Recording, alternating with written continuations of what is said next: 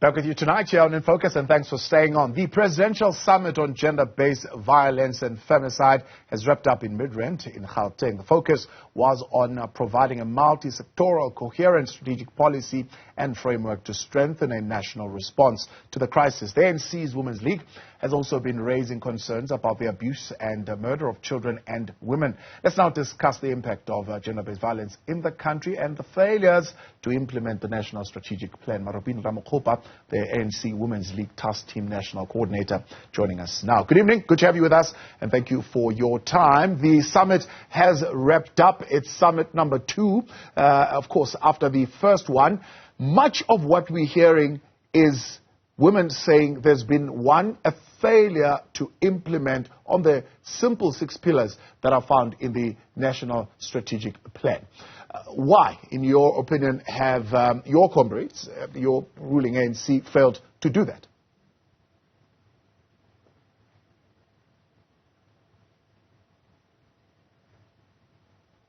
Sorry. Thank you very much, and good evening to the listeners. And thank you very much for having the ANC Women's League, of course, on your show. I would not say that there have been a total failure, but there have been failure, of course, and we need to acknowledge that. What I would like to reflect on is the fact that at least there is a second summit that has taken place over the past 2 days.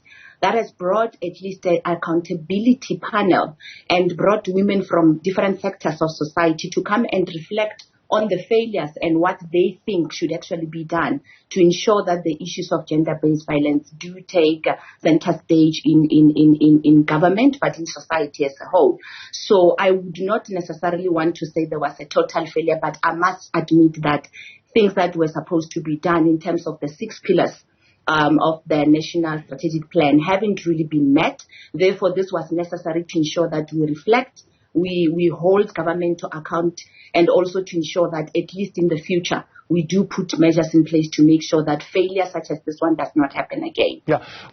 Why did you, as the Women's League, fail to bring this matter to the fore? Because even the President admits that it has not been priority, as opposed to officials who are in government, ministers and everybody else, in terms of since the last summit, making sure that those things are prioritized and are implemented. Why have you failed to put the necessary pressure as an organization within the ANC, as a structure, shall I say, within the ANC? We haven't failed, in my view, to bring the matter to the ANC leaders that are in government and departments that are relevant as well to respond to these issues. The fact that we have been able to have a voice for the second summit again means that at least the pressure that we've been putting on government has actually succeeded, because had we not been able to put pressure on government, I don't think that the second summit would have happened. And I also don't think that the accountability panel of ministers that was put on the spot to actually respond to some of these issues, that members of society, in particular women that are affected by gender-based violence and femicide, was going to be able to come up with the things that they came up with.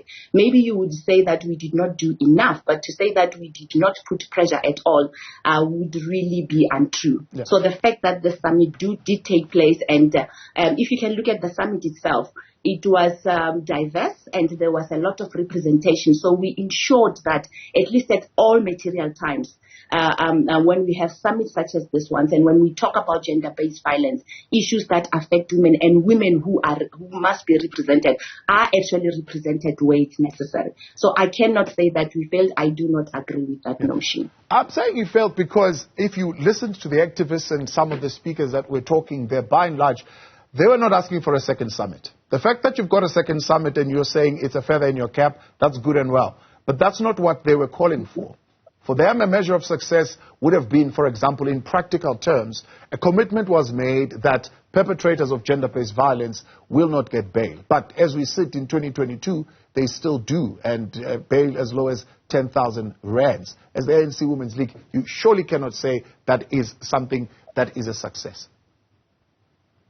Law has to take place, and structures that are put in place to ensure that law does take place and it becomes fair, and the constitution of the country is upheld as we implement such decisions such as those ones, which are very much important because they at least help in the fight against gender-based violence. However, we have to ensure that at all material times, the law takes place according to how the constitution of the country actually dictates that it should actually take place.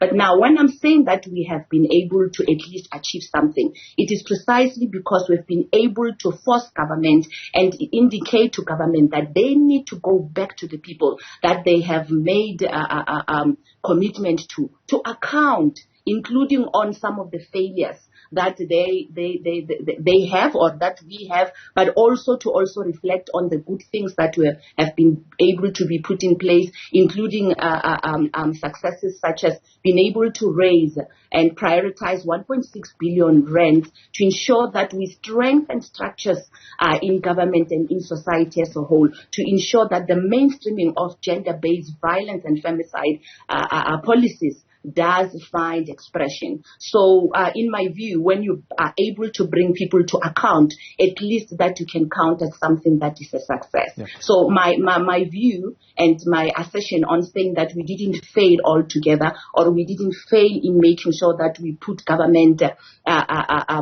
pressure on government, my issue is based exactly on what I've just said now. We have at least been able to bring them to account, not only to their success, but to also their failures and their shortcomings. So what do you say to the non-governmental organizations who said they've not seen a cent of that 1.6 billion? It has not really done anything for them. But not only that, one of the groupings we spoke to yesterday saying there's no transparency in how exactly that money was spent. Where did it go? And what did it actually fund? The fact that, and it will be as if I'm a broken record, the fact that we are bringing government to account also on what they have done with the money, because it was more on reprioritizing budgets and making sure that at least structures that should be put in place to respond to gender-based violence are actually in place. It was not necessarily only on programs. I would say to such structures to say that the president has given at least an indication that there should be more budgeting that is being put in place to make sure that mainstreaming, not only programs or funding of NGOs, but mainstreaming of gender-based violence and femicide or the national strategic plan does take place and center place, does make sure that at least at the end of the day, when we come back to account again yearly, we are able to have something that we can be able to say, these laws have been put in place, policies have been put in place, budgeting has been put in place, and gender mainstreaming at least can be seen not only in government, but in business sector as well as other structures that represent civil society. So in my view, I would say that there has been a start of making sure that we reprioritize 1.6 billion. Now that we have been able to come and say that this hasn't been able to achieve what we wanted it to achieve 4 years ago in the first summit, then what is it that needs to be done to ensure that at least budgeting does find expression where it's needed the most? Yeah. So accountability platforms such as this one that took place becomes important to reprioritize on things that have been put in place and to also improve and strengthen structures that have been put in place to be able to achieve such agendas that we have put in place together as society and government as partners. Others may say, for example, if the ANC Women's League as a structure of the ANC was seriously concerned and serious about bringing gender-based violence issues to the party, for example, there could be some concrete policy suggestions that you would have made at this past national conference, policy conference of the ANC. What is the one thing that you championed that you think has made it to that platform and will probably get endorsement at the elective conference that is coming in December? We have been able to raise the issue that the gender mainstreaming machinery that was actually coordinated by the Ministry of Women must then now be moved to the office of the president.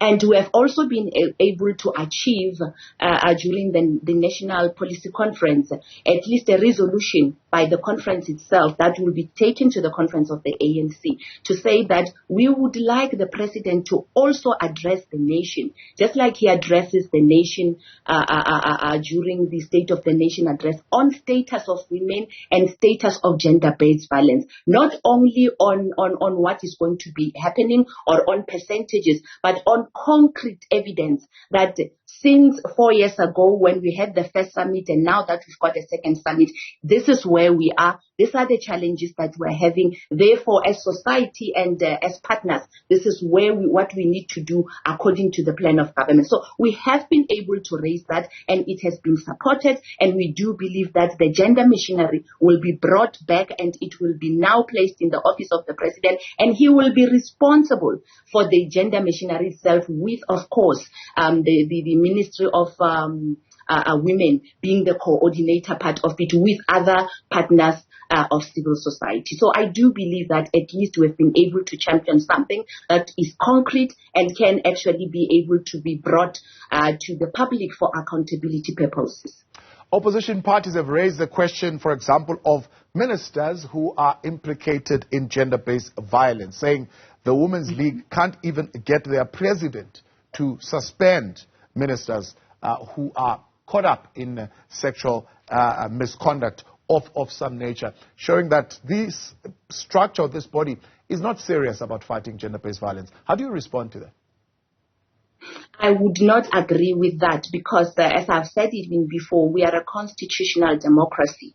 Indeed, of course, when there are serious allegations against any member of the cabinet or leaders of the ANC, we do expect that an investigation must be made, not only by the police, as much as we need to respect the law to take its place and law enforcement agencies to do what they are supposed to do. But at the same time, we need to ensure that when we take decisions against any individual, we take those decisions at least with a level of not necessarily evidence, but facts that would be able to assist us not only to make sure that we say that we are doing something about it, but to also support those that are being affected by the allegations that would be put in place. So I do not think that it is quite factual to actually say that we are not able to do anything, or we were not able to do anything. We were able to do anything. We continue to do something because our principle as the ANC Women's League is that we will always stand with the victim. We always do that. That's where we stand. And we stand with the victim not only by going to television and say that we're standing with the victim so that we can have cameras, but we make sure that we engage the victim and we listen to what is it, how they want us to support them. Then we take it from there and ensure that at least we put pressure where it is necessary to ensure that support that we are giving to that particular victim can actually be able to yield the fruits that would be able to say that this victim has been supported and justice will definitely find expression in whatever processes that will be taking place. So it is, again, not true. We may not sensationalize things of gender-based violence and femicide like other people would like us to, because we do believe that it's a very sensitive issue. Therefore, how we handle it, we always have to make sure that we put the interest of the victim or the alleged victim as number one before we even try to look good in public so that we can be able to have feathers on our head, borrowing from what you have just said earlier on. Maropene, I appreciate your time. Thanks for coming on. And thank you for your intervention tonight. ANC Women's League Task Team National Coordinator Maropene Ramokgopa.